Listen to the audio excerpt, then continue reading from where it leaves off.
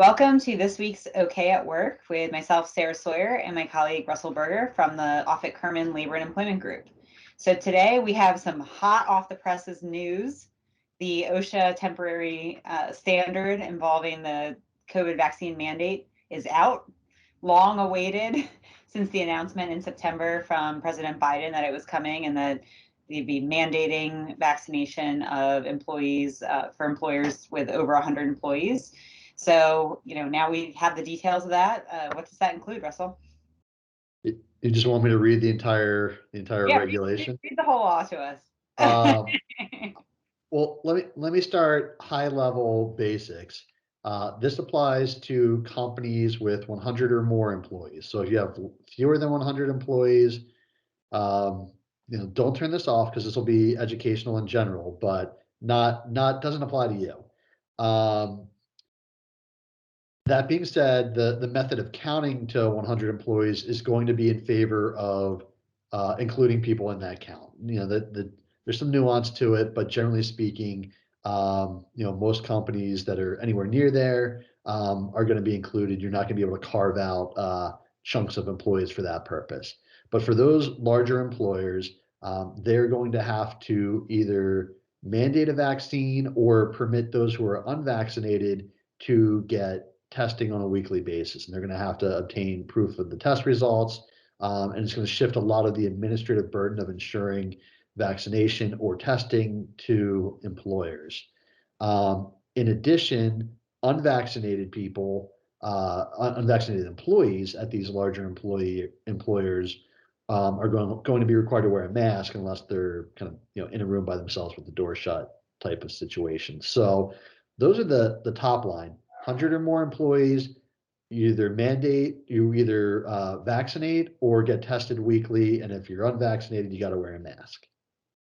Yeah, so those are some of the wearing the mask thing in particular definitely is something that reading this on the surface you wouldn't necessarily know about. So there's a lot of details to this, and we're going high level here, but definitely important for employers to start digging into this and figuring out what they need to do, because as you just mentioned, Russell, the administrative burden I think is really going to be what's the challenge here in preparing for this. And now that we have the guidance and have the details and how this is supposed to function, figuring out even just a couple of things that you just mentioned, if we're collecting all, when employers are collecting all this data on health data on their employees, you've got to have a process for that. You've got to have a process for collection, for processing things, collecting the vaccine status, because that under the standard, you're going to have to maintain records of employees' vaccination status.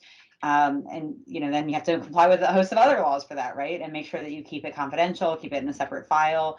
So really starting to determine, first of all, if you qualify, if you are covered under this law, and then figuring out putting these policies in place and then communicating to your employees what these policies are and where we're headed, especially given the timeline here. If you have unvaccinated employees, they need to start getting vaccinated, or you have to start processing that piece.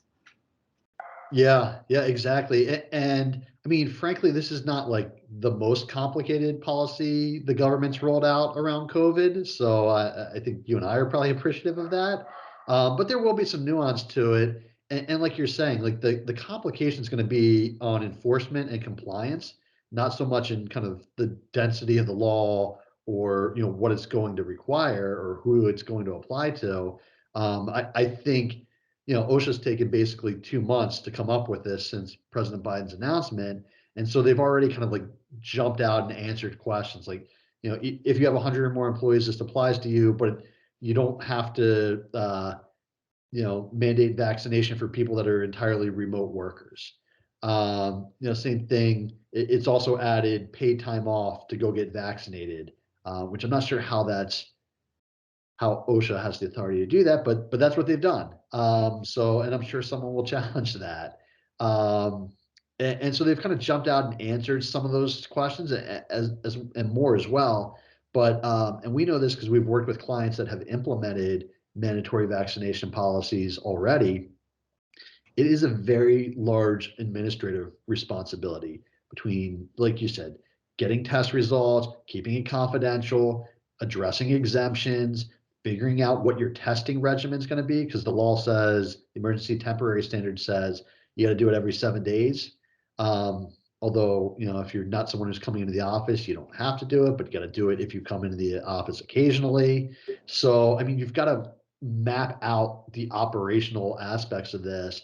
And while, as I mentioned, I do think there will be legal challenges to this. And, I don't think it's so obvious that this will survive, at least in its current form. I think there's going to likely be strong and possibly winning challenges to this. I do think that given the timing, those larger employers need to start planning as though it's going to be implemented and it's going to be effective. A lot of these require most of the standard goes into effect on December 4th. The only thing that doesn't go into effect until January 4th is the testing requirement for unvaccinated. So effectively, like the vaccine or test aspect of it is 2 months, whereas the rest of it is effective in 1 month. So I mean, there's not a lot of time to mess around and wait and see what happens in the courts. It's you got to start planning for it now. Yeah, and I think the devil's in the details in some of these things, and as a lot of employers have been dealing with throughout, this process, even before this standard, there's been private companies that have mandated contractors that work with them having vaccine mandates. There's been things going on in the GovCon world in that regard. So, this is something that a lot of employers have already been dealing with in some context, but I think there's a lot of opportunities here to, get tripped up or, kind of comply largely, but then, miss out on some of these finer details, or in trying to comply with this law or complying with, I've seen it a lot with, private companies that have contractors that are trying to get the contractors to provide vaccine status of their employees. Well, you can't do that, right? So there's a lot of other areas of law that also kind of bang up against some of these new novel regulations and things that are coming out. So I think that's also an interesting area of kind of a competing area, almost, just things to keep in mind. The laws that you've always had to comply with are still in effect. This doesn't get rid of, confidentiality requirements under the ADA, and different pieces. So there's a lot to consider, I think, in that regard as well. And the more you plan, the less likely you are to trip over something, I think. Yeah, I think that's right. And you don't have time to wait when it comes to this is a large planning operation here. So time to get started if you haven't already. Yeah, good advice. Well, we'll see you next time, Russell. Thanks. Thanks, Sarah.